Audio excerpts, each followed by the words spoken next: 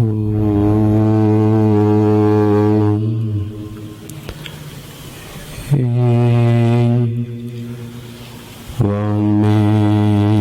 मनसि प्रतिष्ठिता मनो मे वाचि प्रतिष्ठितम्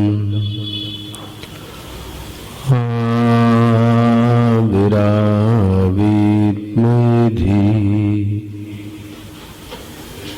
वेदस्य मवाडिस्थः श्रुतं मे मा प्रहासीः अनेनाधीतेन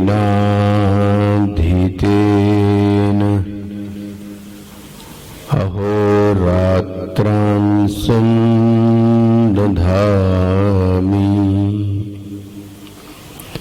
ऋतं वदिष्यामि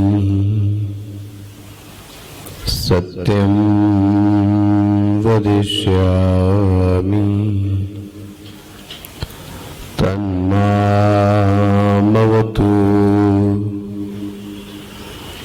तद्वक्तारमवतु अवतु माम् अवतु वक्तारम् अवतु वक्तारम् ॐ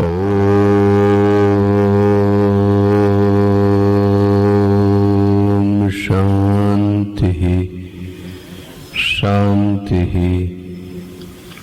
शान्तिः।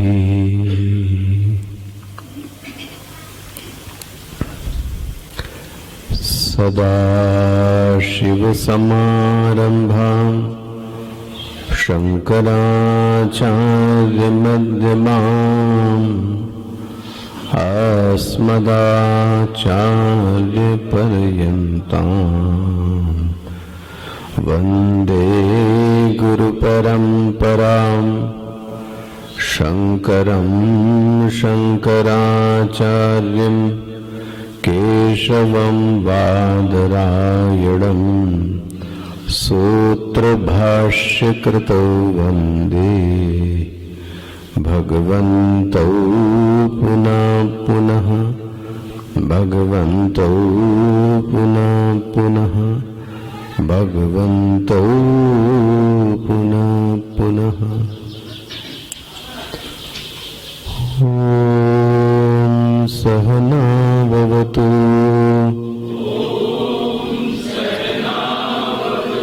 सहनौ भुनक्तु सह वीर्यं करवावहै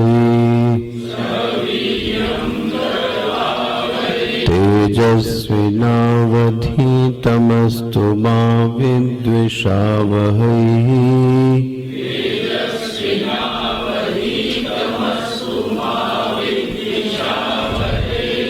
ॐ शान्ति शान्ति शान्तिः।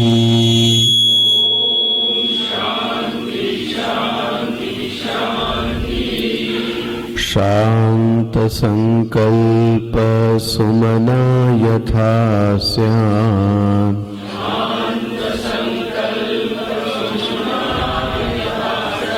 वीतमन्युर्गौतमो माभिमृत्यो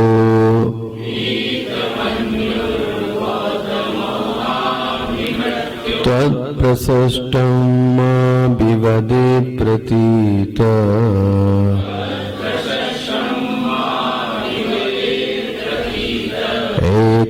एतत्त्रयाणां प्रथमं वरं वृणे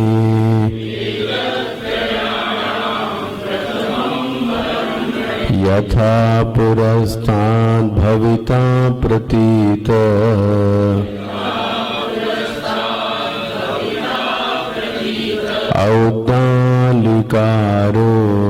औद्दालिकारोऽणिमत्प्रसष्टः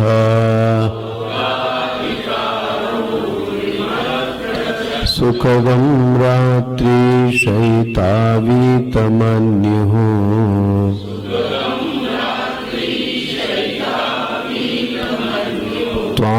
ददृशिवान् मृत्युमुखात् प्रमुक्तम्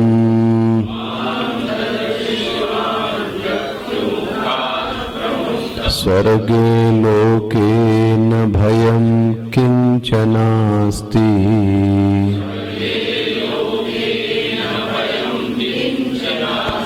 न तत्त्वं न जरया विभेति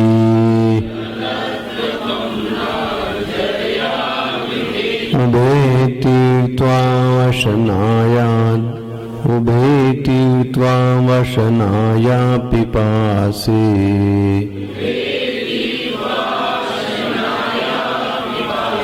शोकातिगो मोदते स्वर्गलोके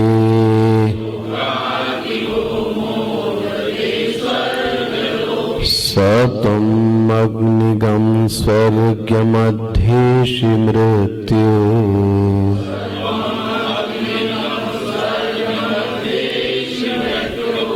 स त्वम् अग्निगं स्वर्गमध्येषि मृत्यु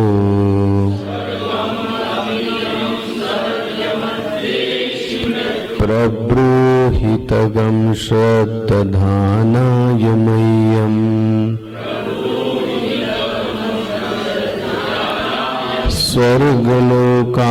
स्वर्गलोकावमृतत्वं भजन्त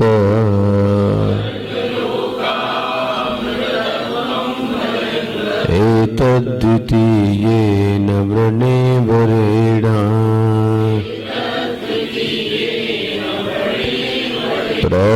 प्रतिब्रवीमि तदुमे निबोध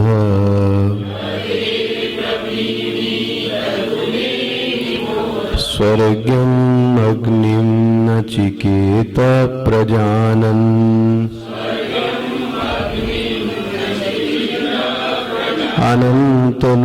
अनन्तलोकाप्तिमथो प्रतिष्ठाम् विद्धि त्वमेतं निहितं गुहायाम् लोकादिमग्निं तमुवाच तस्मै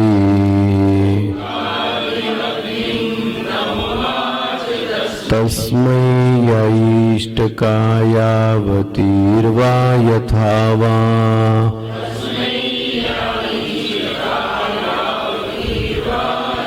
स चापि तत्प्रत्यवदत् यथोक्तम्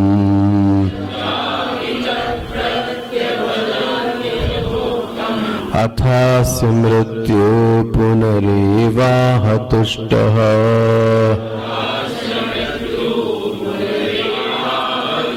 तमब्रवीत प्रीयमाणो महात्मा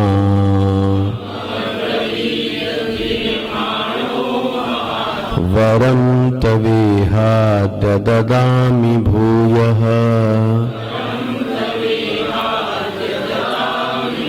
तवैव नाम्ना भवितायामवग्निः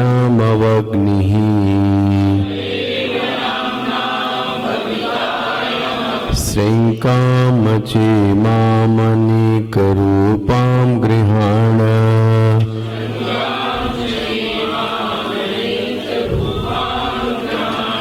तृणाचिकेत तिबिरेत्य सन्धिम्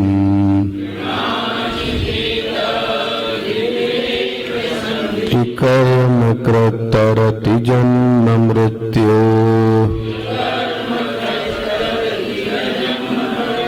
ब्रह्मयज्ञं देवमेट्यं विदित्वा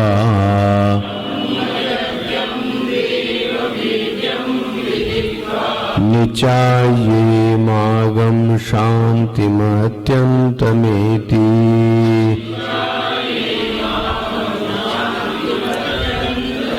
तृणाचिकेत तिबिरेत्य सन्धिम् त्रिकर्म कृतरति जन्म मृत्यो ब्रह्मयज्ञं देवमेट्यं विदित्वा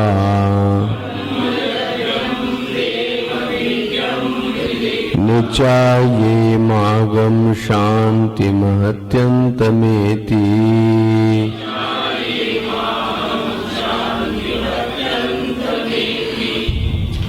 नीचे से 3-4 पंक्ति ऊपर देखिएगा भाष्य की। किंच ब्रह्मयज्ञम ब्रह्मणः हिरण्यगर्भात् जातः ब्रह्मजः। ब्रह्मश्च असौ च ज्ञानश्च इति ब्रह्मयज्ञः सर्वज्ञं हि असौ। तम देवं द्योतनाद् ज्ञानादिगुणवन्तं ईड्यं स्तुत्यं विदित्वा गृहीत्वा शास्त्रतः निचाय्य दृष्ट्वा च आत्मभावेन इमां स्वबुद्धिं प्रत्यक्षां शान्तिम् उपरतम् इति अत्यन्तम् अतिशयेन इति वैराजं पदं ज्ञानकर्म समुच्चय अनुष्ठानेन प्राप्नोति इत्यर्थः।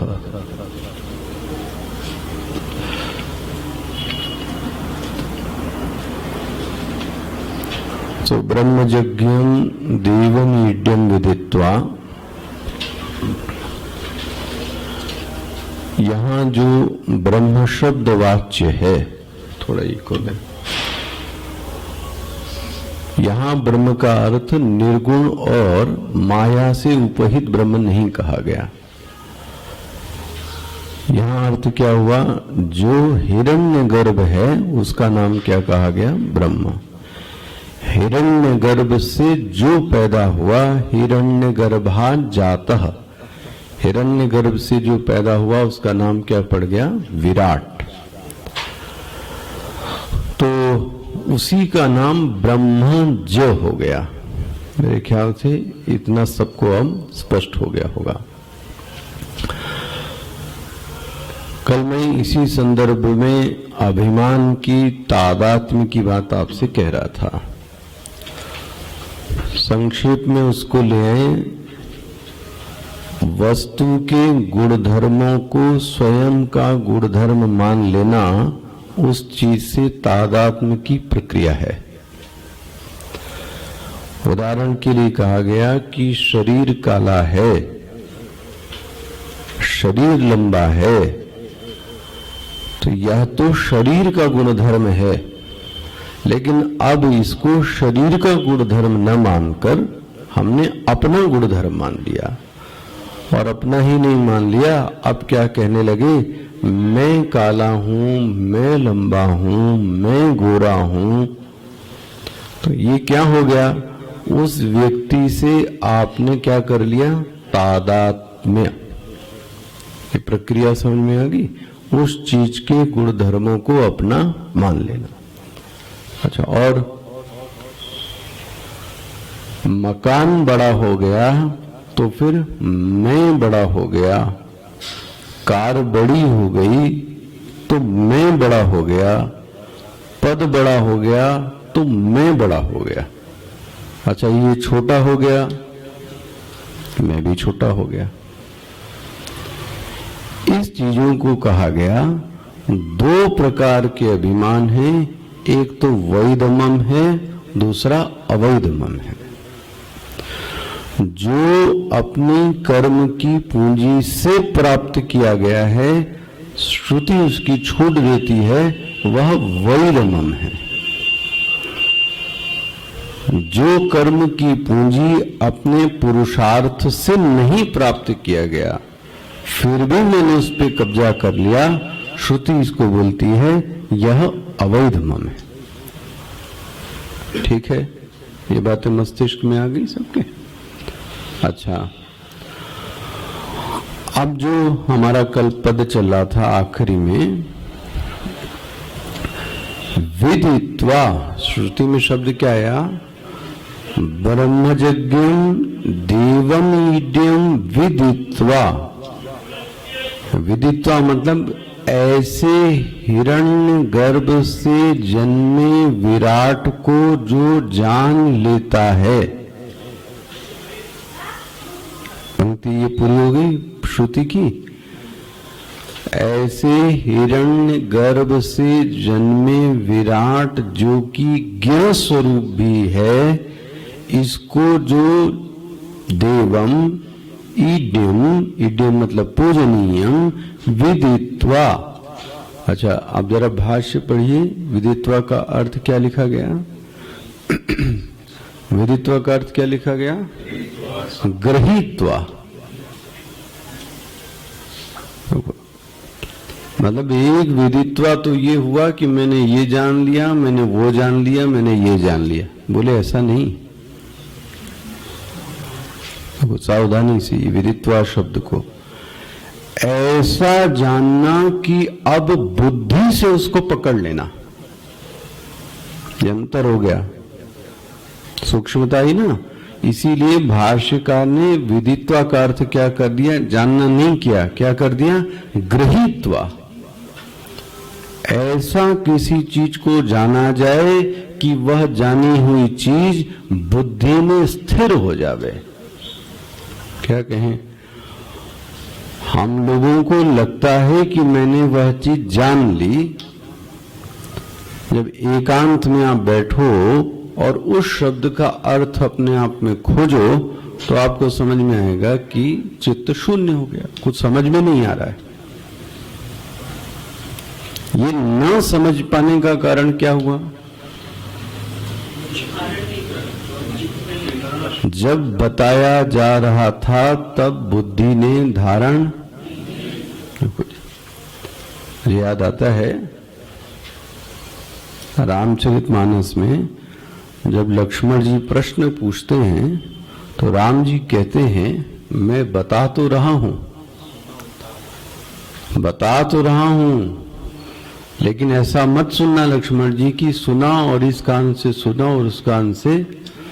तो वहां श्रवण करने का तरीका बताया गया। देखो, सुना जाए तो किसी चीज को कैसे सुना जाए?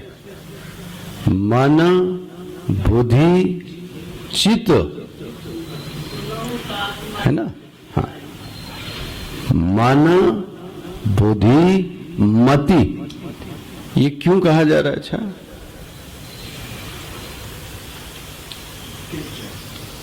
है ना? आखिर ये इतने विशेषण क्यों दिए गए सुनने के?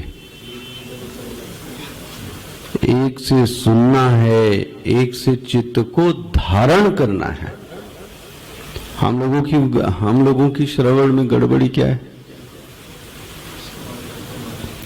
सुनने के बावजूद वो चित्त में ठहरी क्यों नहीं?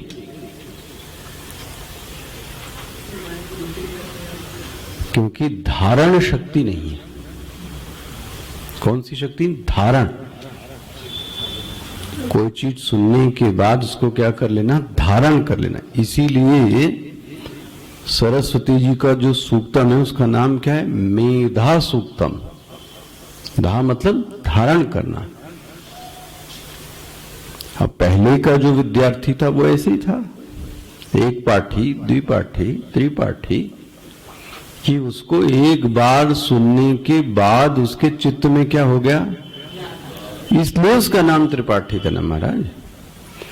अगर तुम उसके बावजूद भी तुम उसको धारित नहीं कर पाते तो फिर आप न त्रिपाठी हो न द्विपाठी हो। आप लगाते रहो अपने आगे, समाज आपको मान्यता दिखता ही नहीं आप में कुछ।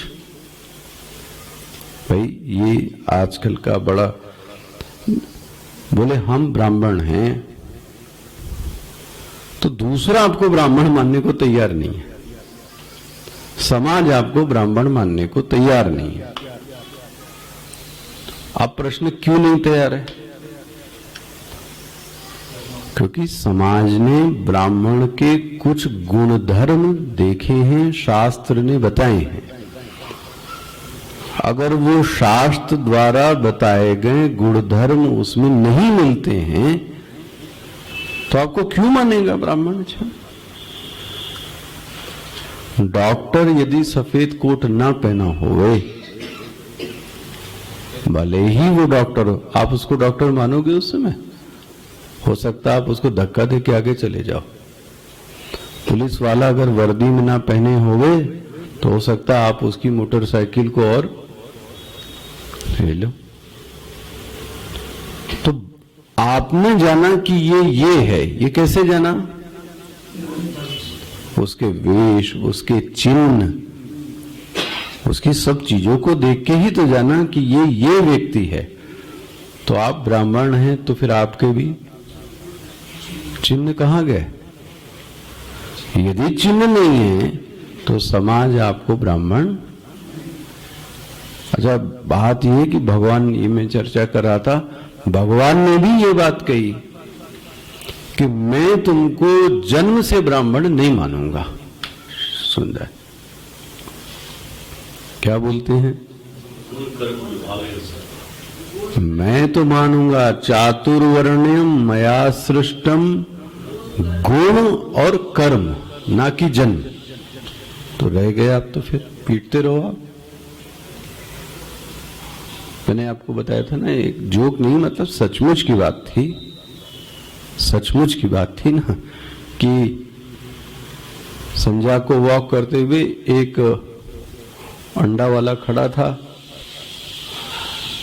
और उस पे जो कार लिखी थी, कार रुकी, उस पे क्या लिखा था? ब्राह्मण परिषद को जो भी उसका अध्यक्ष, और महाराज जी वो अंडा खा रहे थे। अब क्या बनेगी अच्छा बुद्धि, आप बताओ, कौन सी समाज उसको इज्जत देगा? अच्छा, जैसे ही खा लो उसके बाद आपका फिर अभिमान पुष्ट, मैं तो ब्राह्मण हूं, मेरा पैर छुओ, मेरे को दान दो, दक्षिणा दो। क्यों दे भाई? माना ना, उसके लक्षण तो दिखे। तो ये विषय में इसलिए उठा रहा हूं, ये धारण शक्ति उसमें रही नहीं गई। और साधक का प्रमुख लक्षण था धारण करना।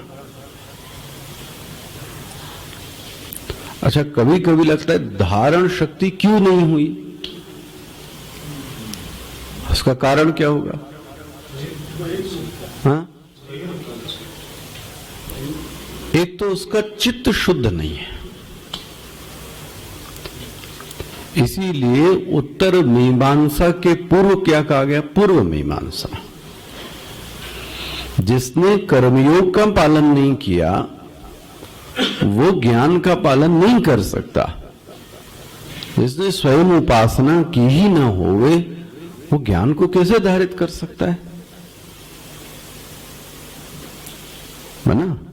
तो पहला एक कारण है चित्त का अशुद्ध होना। मैं ये इस शब्द पे मनन करके आपको समझाना चाहता हूं, ग्रहित्वा क्यों नहीं होता हमने, है ना? उसका एक बड़ा कारण है चित्त का अशुद्ध होना, व्यवहार में अशुद्धि होना, व्यवहार में छल और कपट की वृत्ति होना, छुड़ाव होना। तो चित्त कहां से शुद्ध होगा? दूसरा, चित्त बहिर्मुखी है, अंतर्मुखी चित्त नहीं है। मतलब बाहर की चीजों को सोचने में उसको बड़ा आनंद आता है, और जैसे ही वो एकांत में जाता है तो छटपटा जाता है, क्या करूं?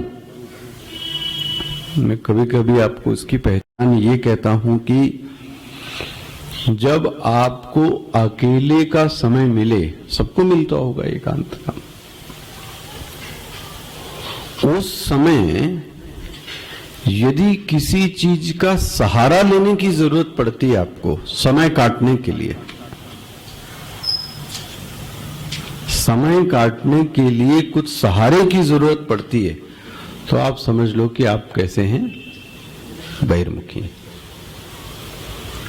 और अकेले का समय मिल जाए और व्यक्ति आनंद में रहे, और बढ़िया हुआ अकेला समय मिल गया, अब थोड़ा सा शांति से, तो ये कैसा हुआ व्यक्ति?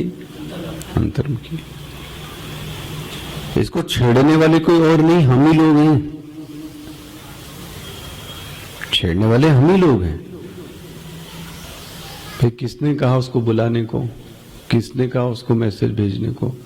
किसने कहा कि उससे बात करो? तो तुमने ही चालू किया तो अब बनाओ अपना चित्त बहिर्मुखी। इसका मतलब चित्त को जो एकांत का सुख मिलना चाहिए, वो चित्त डरता है किस चीज से? एकांत से। बहिर्मुखी चित्त है।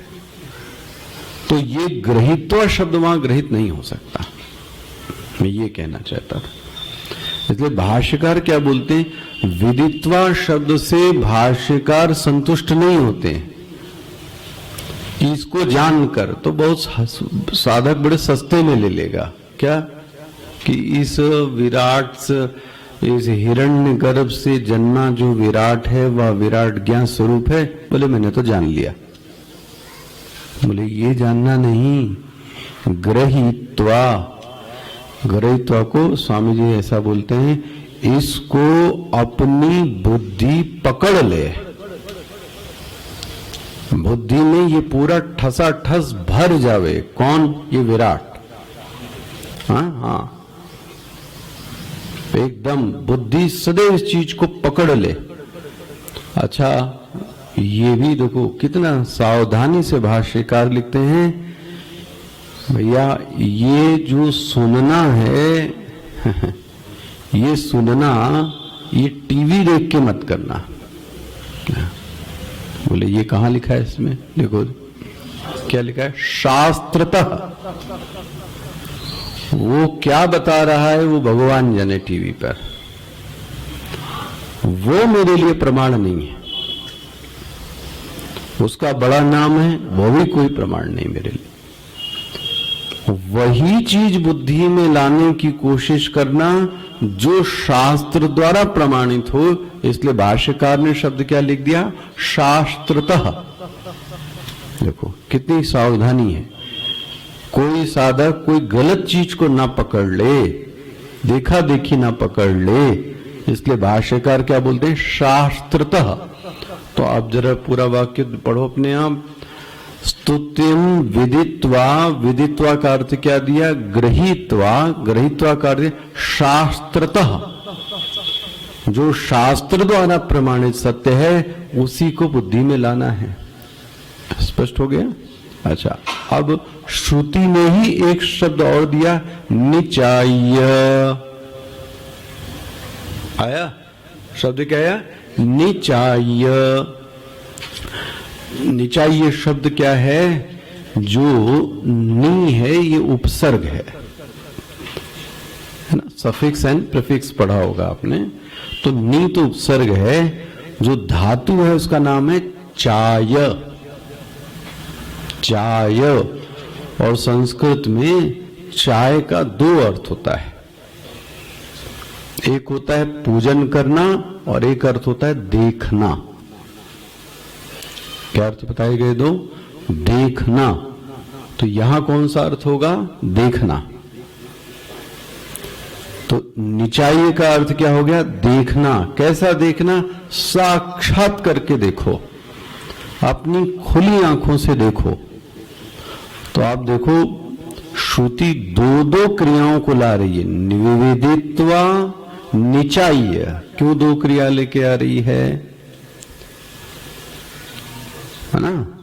उसको देखो, उसको जानो, और उसको देखो और जानो नहीं, उसको अपनी बुद्धि में पकड़ लो। निचाय का भाष्यकार ने अर्थ क्या किया? पढ़ो जरा, क्या किया? दृष्टवा, देखो। वाह, पहले अर्थ क्या किया? जानो, विदित्वा। अब क्या अर्थ किया? देखो। और ये बहुत बड़ा शब्द है साधना पर्पस के लिए। कैसे देखो और कैसे जानो? च आत्म भावेन। मिल गया शब्द, यही शब्द चाह रहा था मैं। इसको देखने का, इसको जानने का तरीका क्या होना चाहिए? जैसे कि वस्तु को देखते हैं, वस्तु को जानते हैं, ऐसे मत करो। शास्त्र कहती है न जाने कितनी चीजों को जाना, न जाने कितनी चीजों को देखा, ऐसा मत करना इसके साथ। तो आत्म भावेना, क्या शब्द आया? आत्म भावेन। इसका अर्थ क्या करेंगे? विराट को जानो और उसी से अभिमान करो। ये 2-3 क्लास ले रहा था, ये इसी पद के लिए ले रहा था मैं। विराट को जानो ही नहीं, विराट से क्या करो? अभिमान करो। आप समझ में आ गया? बस ये इसीलिए अभिमान शब्द में बोला था। अब अगर आपने नहीं समझा तो वही समझोगे, गर्व करो, घमंड करो, ये सब नहीं कहा जा रहा है। उस विराट को ऐसा जानो, उस विराट को ऐसा देखो कि उस विराट से आत्मभाव कर लो। और आत्मभाव कर लो, ऐसा हो गया तो आपको ये लगना चाहिए कि मैं विराट हूं। वाह, विराट अभिमानी। हाँ, मैं विराट हूं। जैसे कि मैं बड़ा कार वाला हूं, मैं गोरा हूं, मैं काला हूं, तो ये क्या कह रहा है? मैं विराटाभिमानी हूं। ओ, दिखाता हूं इसका लक्षण भी आपको। ये हुआ किसका शब्द? आत्मभावेन का। बहुत सावधानी इसको समझना, वरना स्लिप हो जाएगा ये आपसे। देखो, इसको सिद्ध करने की फिर से बीज जाने। ये जो तादात्म्य होता है अभिमान, इसका तरीका एक ही है, कर्म।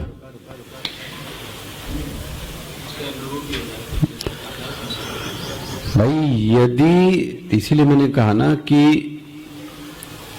2 तरीके के हैं अभिमान, एक वैध अभिमान और एक अवैध अभिमान। वो जो वैध अभिमान आपको हुआ, मान ले कोई वैध अभिमान कि ये मेरा घर है। ये वैध अभिमान कब हुआ मेरा घर है? जब मैंने अपनी खून पसीने की कमाई लगाकर इस घर को क्या किया, तो आपने क्या बोला? ये मेरा घर है। ये मेरा कब बोल पाए? जब मैंने घर बनाया। घर कब बनाया? जब आपने उसके लिए क्या की? मेहनत की। बन गया कि नहीं? इसका मतलब ये अभिमान के जो बीज में हुआ वो क्या हुआ? कर्म। अच्छा, उल्टा भी है, बिना कर्म किए हुए अभिमान कर लिया। बिना कर्म किए हुए अभिमान कर लिया। जैसे कि हाँ, मैं बुद्धिमान हूं। नहीं, बिना कर्म किए हुए वो बिल्डिंग अच्छी दिखाई दे गई, बोले मेरी है। भाई तुम्हारी क्यों है ये? और आपने कब्जा जमा लिया, तो इस अभिमान को क्या बोलेंगे? अवैध अभिमान। और अपने घर के अभिमान को क्या बोलेंगे? तो इस वैध के और इस अवैध के बीज में कौन है? आपकी मेहनत। और दिखा दें, ये जो हम सबको जैसा शरीर प्राप्त हुआ है, ये सबका कारण क्या है? आपके किए गए कर्म। पिछला प्रवचन याद कर लीजिए। यही शरीर क्यों मिला? यही पुरुष और स्त्री का शरीर क्यों मिला? यही माँ बाप क्यों मिले? वही देश में जन्म क्यों हुआ?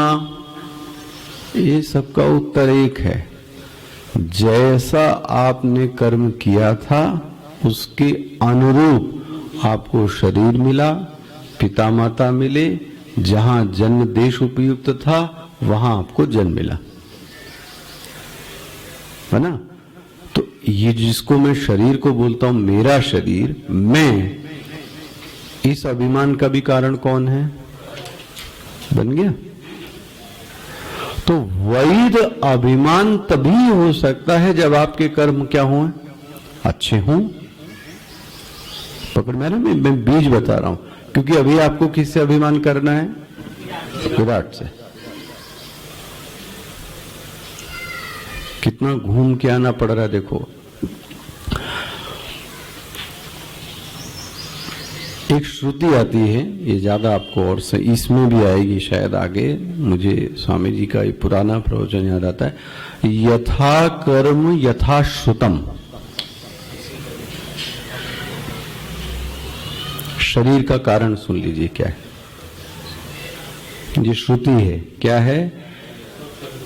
शरीर कौन सा मिलेगा आपको, इसका सूत्र ये है, यथा कर्म यथा श्रुतम। इसका मतलब क्या हुआ? तो फिर आगे वाले पद का श्रुतम तो गोल कर दिया आपने। जैसी आपकी मनोवृत्ति वैसे आपके कर्म, और जैसे आपकी वृत्ति जैसे आपके कर्म वैसे आपका, हाँ जी, शरीर।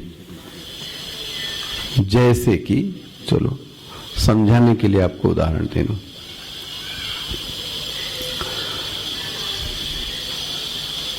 यदि आपकी वृत्ति यह है कि मैं बहुत चालाक हूं, मैं अपना काम निकाल लेता हूं, ये जिसको आप इंग्लिश में बोलते स्मार्ट, मैं बहुत चालाक हूं। अच्छा, अब अपने आप को चालाक की वृत्ति भी आपके अंदर, ये अपना अपना जानना भाई, मैं तो उदाहरण दे रहा हूं आपको। और चालाक की वृत्ति ही नहीं है, चालाक के कर्म भी होंगे। फिर ऐसे व्यक्ति का जिसके अंदर यह वृत्ति और यह कर्म हुए, शास्त्र कहता है इसको जो अगला शरीर मिलना चाहिए वो है लोमड़ी। हाँ, पढ़ना। इसको जो अगला शरीर मिलेगा वो क्या मिलेगा? लोमड़ी। एक एक के शास्त्र ने उदाहरण दे रखे हैं, और रामचरितमानस में तो और भी कूट कूट के लिखा है। तो आपको बताए, जो यह सदैव संशय की वृत्ति से ही रहता है, मतलब उसका हित भी करो तो भी संशय करता है, बोले वो है कौवा। कौवे को आप पकड़ना नहीं चाहते, मेरे ख्याल से कोई कौवे को पकड़ना, लेकिन आप गए कौवे को रोटी देने, और उसको क्या लगता है, आप उसकी हरकतें देखना जरा, कभी ध्यान से कौवे को आप जरा देखना, तो एक तरफ आपको भी देखेगा और रोटी भी लेगा, आपके पास में भी नहीं आएगा, और उसको ये संशय भी होता है। क्या संशय होता है? ये मुझे क्या कर लेंगे। उसका चरित्र देखना, उसकी वृत्तियों को देखना। तुलसीदास जी बोलते हैं, ऐसा व्यक्ति, ऐसा यथा कर्म यथा श्रुतम, इसका मतलब इस व्यक्ति की जो योनि होगी वो कौन सी होगी? काक। काक मतलब, तो मैं तो आपको एक वाक्य बोलूं, इसमें सभी आ जाएगा। जो भी पशु आपको दिखता है, जो भी पशु दिख रहा है आपको, ये सब के पीछे दो ही चीजें हैं। क्या चीज? यथा कर्म यथा श्रुतम। एक एक पशु उसके जीवन की सोच का परिणाम है। इस दृष्टि से कभी जरा समष्टि को देखो आप, चाहे वह शेर होवे, चाहे वो कुत्ता होवे, कुछ न कुछ इसके, ये जो मैंने लाइन बोली ये पकड़ के रखना। कौन सी? यथा कर्म यथा श्रुतम। श्रुतम मतलब वृत्ति। भाई जैसी वृत्ति होगी व्यक्ति वैसा ही क्या करेगा? कर्म करेगा। तो उसको, उस वृत्ति को पूरा करने के लिए भगवान बोलते हैं, अब इसको कोई क्या कह दिया जाए, एक भोगी लो तुम जाके ये सब। तुम अपने आप को बड़ा चालाक समझते हो, तो अब तुमको एक ऐसा शरीर देते हैं जो इसी के लिए क्या है? प्रसिद्ध है। तो क्या दे दिया? कुत्ता, भेड़, बिल्ली, ये जितने जानवर हैं ये सब के सब एक व्यक्तित्व है। फुर्सत हो तो हर जानवर के आगे उसका व्यक्तित्व लिखो, आपको समझ में आएगा। सोचने के तरीके हैं। अच्छा, मनुष्य है, इसके भी हैं। मनुष्यों में भी तो कोटियां हैं, इसीलिए मनुष्य में ब्राह्मण, क्षत्रिय, वैश्य और तो अगर वह ब्राह्मण है, अगर वह क्षत्रिय है, अगर वह शूद्र है, उसके पीछे भी क्या है पता है? यथा कर्म यथा श्रुतम। जैसा उसका कर्म, जैसी उसकी वृत्ति, भगवान ने कहा तुमको जो क्षय होना है ना, वो यहीं क्षय हो सकते हो, यहीं जाओ। स्पष्ट हो गया ये चीजें? तो मैं ये किस लिए बोल रहा हूं?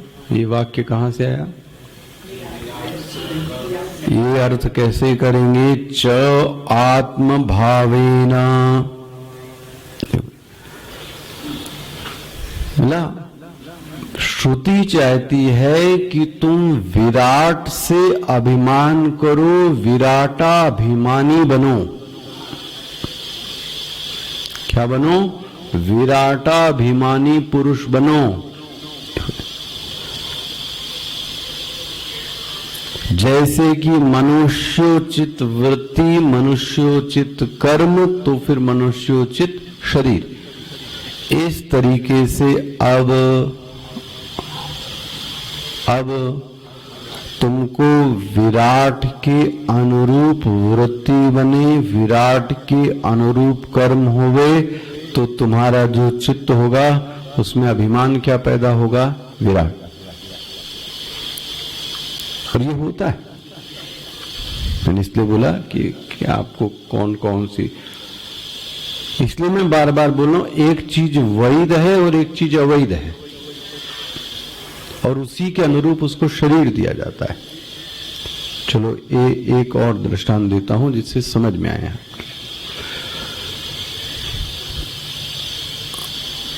राजा बलि का नाम सुना आपने? ठीक है। तो महाराज बलि के मन में इंद्र पद पाने की बड़ी चाहत थी, और उसने क्या किया आपने देखा है? वो दान किया, वो कर्म किया, और भगवान को बहुत यज्ञ किया। तो तुरंत भगवान को क्या होना पड़ा? ब्राह्मण वेश में। तो अब आप उसको पढ़ना जरा ध्यान से, और आगे पीछे सब चीजें पढ़ना। तो भगवान ने कहा तुमने किया तो है, लेकिन जो किया है वो पका नहीं है अभी, क्योंकि अभी अभी किया है, इसी जन्म में किया अभी अभी जो तुमने कर्म किए हैं वो पके, और तुमको क्या चाहिए? तुमको तो अभी तुमको इंद्र पद की प्राप्ति नहीं हो सकती। तो क्या करो? तो तब तक तुम पाताल लोक में जाओ। और भगवान ने अपना द्वारपाल भी बनाया है। ठीक है, पढ़ना। और जब ये कर्म पुष्ट हो जाएंगे, यथा कर्म यथा श्रुतम, तो अगले कल्प में तुमको इंद्र पद पर सुशोभित किया, और अगले समय में वही बलि क्या बना? आगे जाके इंद्र बना। देखो, वैध किया ना अभिमान, तो वैध पद की भी क्या हो गई? उसको प्राप्ति हुई। इसलिए सुना रहा हूं कि शास्त्रों में कई उदाहरण मिलते हैं। जैसा आप चाहोगे, समयानुसार समष्टि आपको क्या कर देगी? वह पद की प्राप्ति करा देगी। अच्छा, अब यदि कोई साधक मान लिया विराट भाव से तादात्म्य करे, मान ले, अच्छा करे, अभी तो आप करके देखो, आप इसमें कोई पैसा तो जा नहीं रहा है। एकांत में बैठकर जरा करो विराट। अब विराट तो मैंने आपको बता ही दिया है, क्या विराट है। तो अपनी स्थिति जरा देखना, आपका तो घर में रहने वाले वो जो दूसरा मनुष्य है उससे भी तादात्म्य, बोले उसको मिले उसको न मिले हमको उससे कोई मतलब नहीं, मेरा अपना। अभी ये व्यक्ति विराट से कर पाएगा तादात्म्य? मेरा ठीक हो गया, पड़ोसी को क्या होवे वो जाने, उसका काम जाने। ये व्यक्ति विराट से तादात्म्य कर पाएगा? सोचना, हाथ कंगन को आरसी के अपना अपना करके देखो, है ना? कितना अंतःकरण में बल चाहिए। तो कम से कम पहले तो परिवार के प्रति कर लें, थोड़ा सा और बढ़ा लें, आसपास पड़ोस भी कर लें, फिर कितना अभिमान पुष्ट होना चाहिए कि ये जो विराट है, विराट मतलब समझ गए, ये जो आपको व्यक्त स्थूल समष्टि दिख रही है, भारत नहीं, इंदौर नहीं, विजयनगर नहीं, ये जो व्यक्त समष्टि दिख रही है ये कोई और नहीं है, ये मेरी है। दोनों है। इसी से मैंने क्या करा, तादात्म्य किया। स्थूल शरीर से तादात्म्य करने पर क्या व्यक्ति बोलता है, मेरी है। और इसको चोट लगी, गाड़ी में खरोच तो गाड़ी को लगी, तो आपको क्या हुआ, दर्द आपको क्यों हुआ भाई, है ना? अच्छा, पड़ोसी का लड़का मर गया तो बोले ठीक, कोई बात नहीं, मतलब ठीक ही है। अच्छा, आपका कुछ हुआ तो ओहो हाय तौबा मचा दी, ये क्या है, पकड़ में आ रहा है? आप तो और क्या बोले, हमने तो अपने डॉक्टर साहब से एक दिन पूछा, वो कार्डियोलॉजिस्ट थे तो बहुत सारे मरते होंगे उनके सामने, तो हार्ट वाले हैं, तो मैंने उनसे पूछा, डॉक्टर साहब जब ये मरता है तो आपको क्या फील होता है? जब वो पेशेंट मर जाता है, आपका ही पेशेंट है, आपने ही सब कुछ किया, वो मर गया, उस समय क्या वृत्ति? या तो मैं उनसे कह रहा था कि आप संवेदनहीन व्यक्ति हो, ऐसा भी हो सकता है, प्रोफेशनल हैजार्ड इसको जिसको बोलते हैं, मर्द जो वो क्या करता है, जो लाश को सब जहां पे रखी जाती है ना, अब वो कैसा होता होगा, उसका काम ही है काटना पीटना, इधर पड़ना, भाई वो तो क्या उसमें पैर भी रख के चला जाता है। अब आप ये सोचो भी तो आपको बड़ा अजीब लगेगा, हम तो लाश को जाते हुए भी प्रणाम करते हैं, वो कहेगा प्रणाम करेगा, वो तो पैर रखते हुए चला जाता है इधर उधर। तो ऐसे मेरे मन में प्रश्न था, क्योंकि वो अंतरंग थे, तो मैंने पूछा आपको क्या फील होता है उस समय जब वो मरता है? तो दो वृत्ति उन्होंने कही थी जो मुझे बड़ी अच्छी लगी। एक तो बोले मुझे इस बात का दुख है कि मैं इसको बचा नहीं पाया, मुझे इस बात का दुख है। तो जब व्यक्ति को दुख है इसका मतलब वो संवेदनशील तो है। वो ये भी कह सकते थे कि अब हो गया तो हम क्या करें, ऐसे भी तो डॉक्टर होते हैं, हो गया तो मैं क्या करूं, तो ये जवाब नहीं था। इस बात का दुख है कि मैं इसको बचा नहीं पाया। दूसरी बात ये थी कि मैंने अपना पूर्ण प्रयास किया था, ऐसा नहीं था कि मैंने अपना पूर्ण प्रयास नहीं किया था। ये भी मुझे देखना है कि मुझे इस दुख से तुरंत उबरना पड़ेगा, क्योंकि मेरा नेक्स्ट पेशेंट, तो वरना यही स्थिति दोबारा फिर आ जाएगी सामने। देखो अब चित्त को क्या शंटिंग करनी पड़ती होगी, शंटिंग देखो चित्त की क्या करनी पड़ती होगी। इधर मर के गया, इधर फिर वो ऑपरेशन थिएटर में गया, हो सकता है ये भी मरा तो तीसरा वाला खोल के पड़ा है चित्त, तो इधर किया। अब ऐसे में उस व्यक्ति की मनोदशा को पकड़ो आप। ये भी तो अपना अपना कभी ऐसे भी तो सोचा करो आप। तो मैं आपसे कह रहा हूं तादात्म्य करो, जरा थोड़ा बड़े व्यक्ति बने, बड़े व्यक्ति मतलब थोड़ा और भी लोगों के जो सुख और दुख हैं, वो सुख दुख उनके नहीं हैं, वो सुख दुख मेरे हैं। हालांकि ये और अच्छा ध्यान रखना,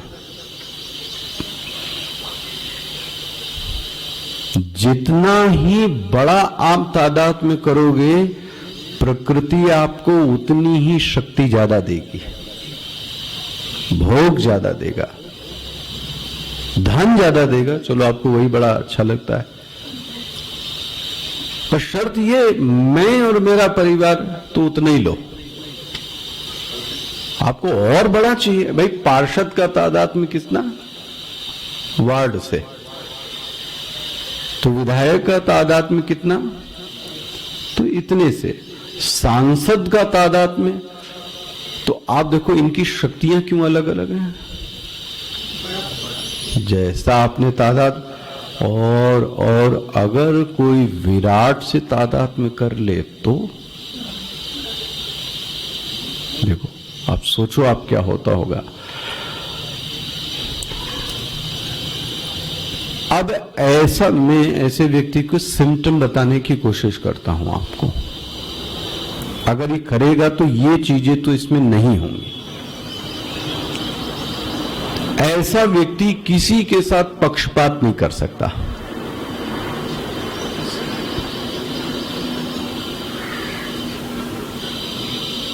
बोलो, बोल करके देखो आप। पक्षपात मतलब क्या हुआ? एकस्मिन पक्षे पतति, दैट पक्षपात, पात मतलब गिरना, एक ही पक्ष में गिर गया, तो फिर एक से जुड़े रहो, बस उतनी शक्ति आप करते रहो। जिस व्यक्ति को ये श्लोक का अर्थ जीना होगा, श्लोक का अर्थ मतलब विराट से जिस व्यक्ति को तादात्म्य करना होगा, उस व्यक्ति के जीवन में पक्षपात तो, सोच के देखो आप। अब उसका जाके क्या होगा? समष्टि से तादाद, चाहे पशु पक्षी भी न क्यों ना हो, कम से कम थोड़ा हम लोग थोड़ा तो और आगे बढ़े। इसी को बोलते हैं चित्त को डिवाइन बनाना। और कुछ बनने वाला नहीं है, आप सोचो कि कुछ और होगा कमी साधना में। यही ही गुण है जो आपको दैवी चीजों से युक्त करते हैं कि आपका चित्त कितना बड़ा है, कितने लोग उस चित्त में रह सकते हैं, कितने लोगों से आप प्यार कर सकते हैं, कितने लोगों की आप केयर कर सकते हैं। तो समष्टि आपको क्या करेगी? इसको वैसी ही कहां से देगी ये मत पूछना, बट देगी समष्टि, ये पता। एक व्यक्ति अपनी रोटी के लिए मरता है, एक व्यक्ति अपनी रोटी के लिए मरता है। अब यहां आपको ये बातें क्या कहनी, इंस्टीट्यूशन, एक जूनियर ब्रह्मचारी थे, बहुत जूनियर ब्रह्मचारी, तो वो क्या बोले आपको पता है कि हमको खाने के भी लाले, कोई खाना ही नहीं देता, भोजन ही नहीं देता, भिक्षा ही कोई नहीं देता हमको। ये स्थिति तो नहीं हो सकती। मैंने कहा कभी बड़े शहर में ये स्थिति तो हो ही नहीं सकती। इसका मतलब मामला गड़बड़ है कुछ। और मामला क्या गड़बड़ होगा? आप उपासना नहीं करते होगे, आप किसी को कुछ खिलाते नहीं होगे। जब आप उपासना नहीं करोगे, किसी को कुछ दोगे ही नहीं, तो समष्टि आपको क्यों देगी भाई? सब चीज हमें रखनी है, लेकिन उस चीज को हमको किसी को दे, तो कहां से समष्टि देगी भाई?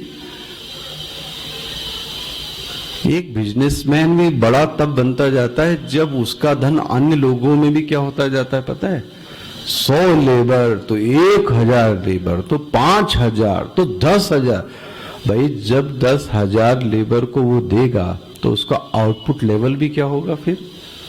तो वो तो कॉस्मिक देखेगी कि 10,000 की घर चूल्हा क्या हो रहा है, इस व्यक्ति के कारण जल रहा है। तो इस व्यक्ति को इतनी सामर्थ्य मुझे क्या करनी चाहिए, और इसने सिर्फ 200 लोगों का किया है तो 200 लोगों का।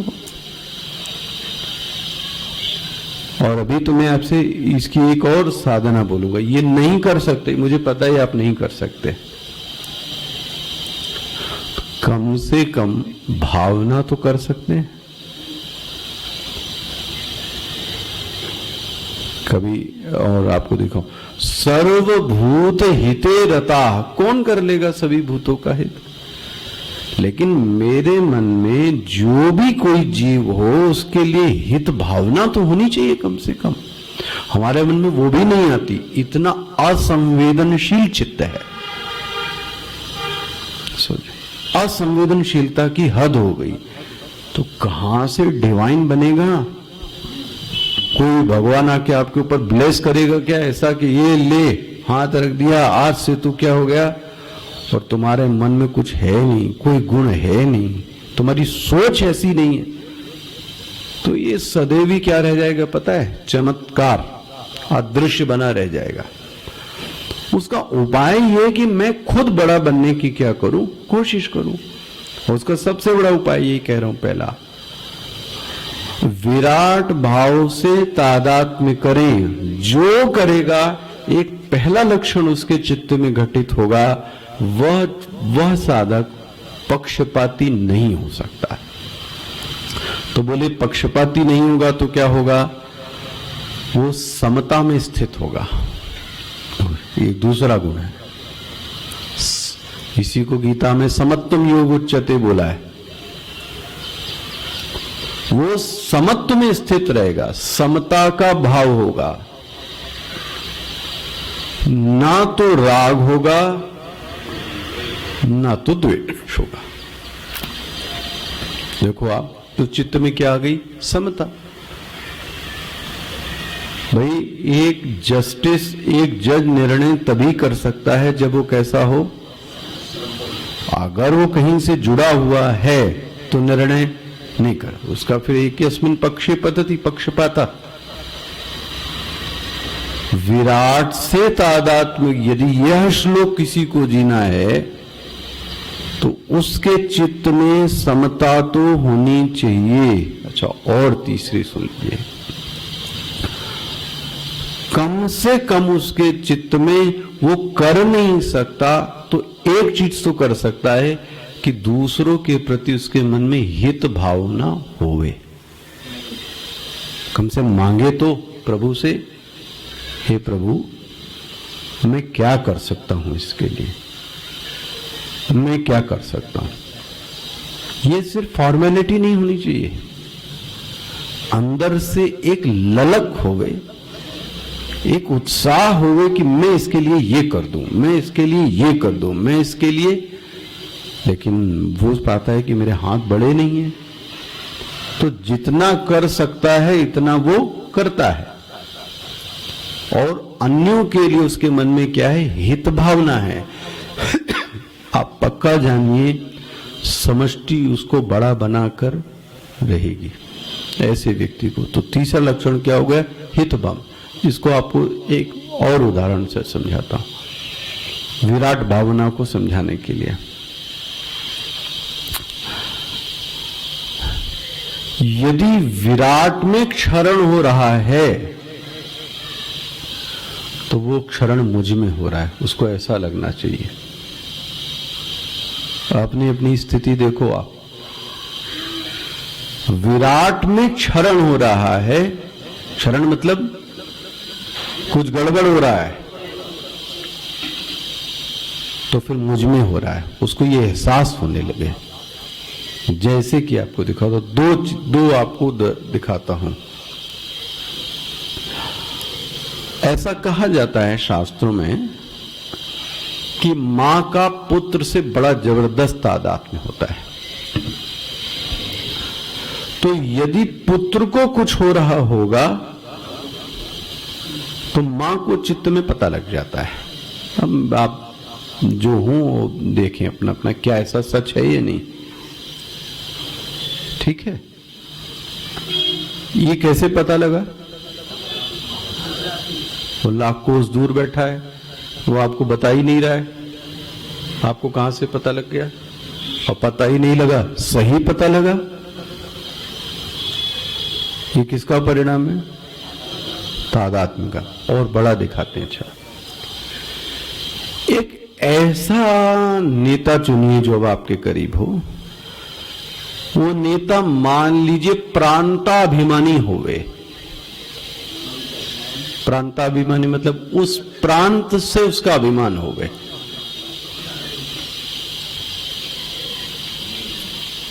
इसको डराइव कीजिए। प्रांताभिमानी मतलब क्या हुआ? हाँ, कोई भी ले ले, कोई भी कर लीजिए। हमको किसी व्यक्तिवाद में फंसने की आवश्यकता।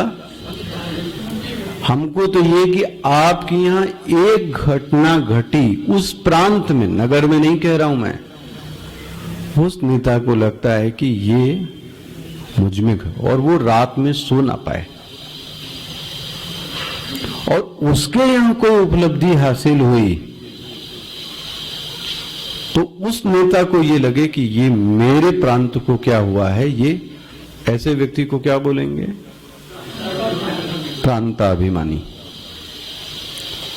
अब इसका परिवार से तादात्म्य नहीं है, मोहल्ले से तादात्म्य नहीं है, नगर से तादात्म्य नहीं। इतना आपको कोई ना कोई दिख सकते हैं, जो भी आपकी नजर। तो जब प्रांताभिमानी के प्रांत में कुछ होता है तो उसको लगने लगता है। ऐसे ही विराट में यदि कुछ हो रहा है तो उसको लगता है कि ये मुझ में हो रहा है, और विराट में कुछ अच्छा हो रहा है तो मुझ में हो रहा है। ऐसे व्यक्ति को बोलते हैं विराटाभिमानी। मेरे ख्याल है अब मैं आपको कंक्लूड कर पाया हूं। ये जो शब्द कह रहा है विदित्वा निचाय्यम, तो इसमें भाष्यकार ने क्या लिखा है? विदित्वा गृहीत्वा शास्त्रतः निचाय्य दृष्ट्वा च आत्मभावेन। यही शब्द है खोलने के लिए। कौन सा? इस दृष्टि को ऐसे पकाना है, ऐसे देखना है कि ये आत्मभाव से सिद्ध हो जावे। ऐसे व्यक्ति को क्या मिलेगा? बोले इमाम शांतिम। जरा तोड़ के पढ़ना, इमाम यहां से आ जाएगा। निचाय्य आया, ई मिलके ए बन गया, इसलिए एक ही मात्रा लग गई। इमाम, इमाम शांतिम। अच्छा, बोले इमाम शांतिम मतलब, इमाम मतलब क्या होता है? हाँ, गुड। इमाम मतलब यह मतलब क्या? अरे यह मनुष्य मतलब क्या हुआ? जो आपकी आंखों के सामने है, इसको बोलते हैं यह। इमाम शांतिम, अरे ऐसे व्यक्ति को वह शांति प्रत्यक्ष मिल जाती है, यही मिल जाती है, अभी मिल जाती है। श्रुति कहना चाहती है ये जो शांति प्राप्त होती है वो काल्पनिक नहीं है। देखो, इमाम शब्द से क्या कहना चाह रही है? ये शांति प्राप्त होएगी तो व्यक्ति कल्पना में चला जाएगा, होएगी कि नहीं होएगी पता नहीं, कब क्या होगा। ना ना ना, श्रुति कहती है विदित्वा निचाय्य इमाम शांतिम। इसको यहीं पर अभी सामने ही इसको मिल जाती है। कौन सी शांतिम? अत्यंतम नैष्ठ की शांति इसको यही जीते जी प्राप्त हो जाती है। ओहो, बोले ऐसा और भी कहीं कहा गया है कि इसको यहीं पे शांति प्राप्त हो जाती है? ऐसा कोई श्लोक? कोई मूर्धन्य विद्वान विदुषी इस तत्व को जान लेने पर यहीं पर शांति प्राप्त हो जाती है, ऐसा कोई श्लोक?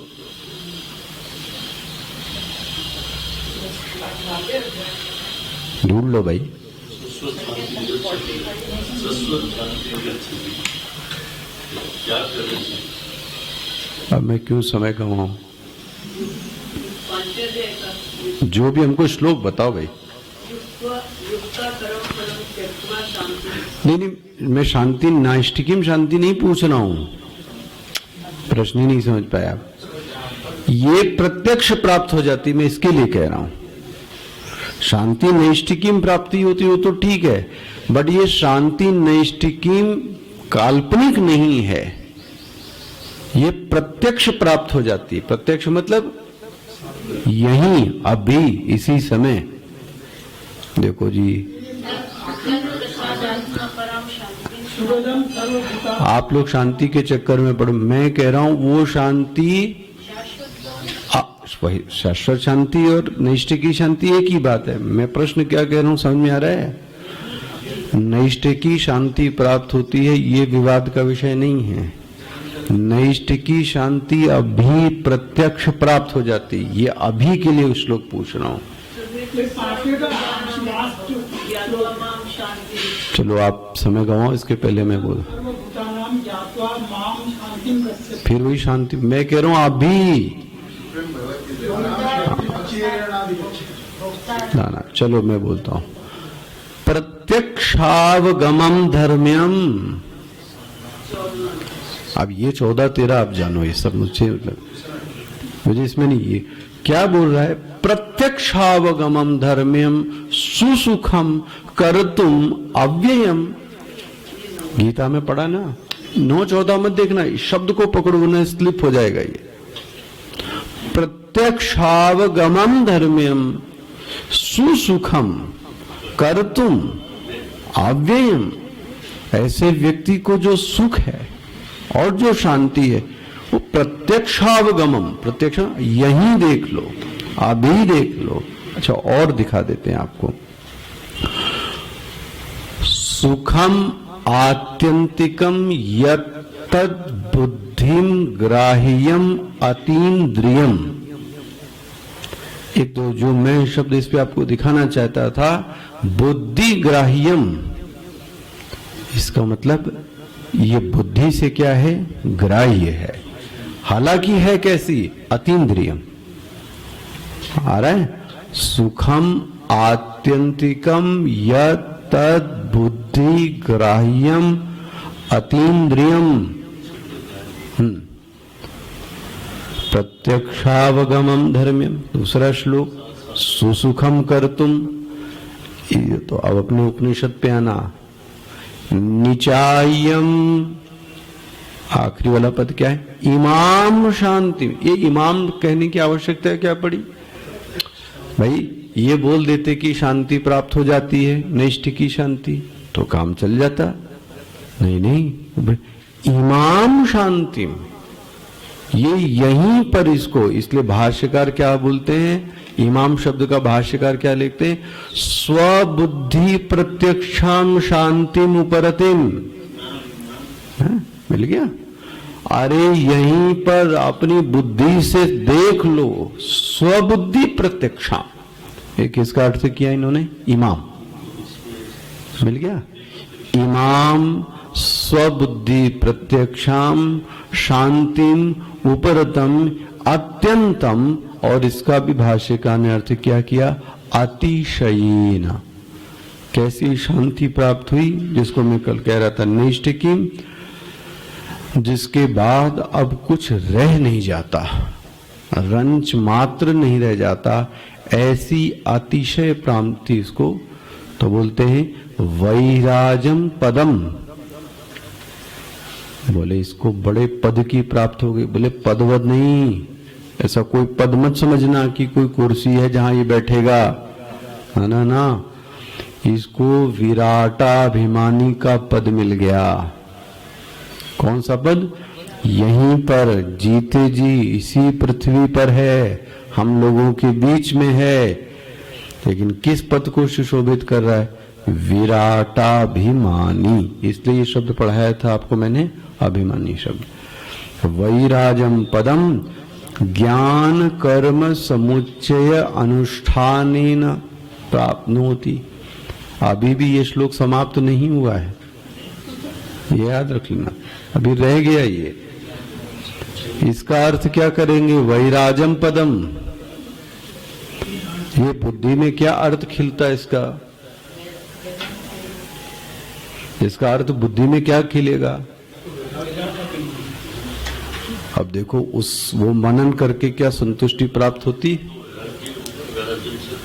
वो तो मैं अब आपको कल बताऊंगा। कल कौन सा दिन है? हाँ, कल सैटरडे। अच्छा, अगर क्लास ले लें तो कोई दिक्कत है? हाँ जी, हाँ, क्योंकि बाद में आपकी छुट्टी होनी जबरदस्त अब फिर इसके बाद, तो इसलिए कल क्लास लेंगे, चलेगा ना? तो जो आए ठीक, लेकिन कल कक्षा लेंगे, ठीक है? ओके।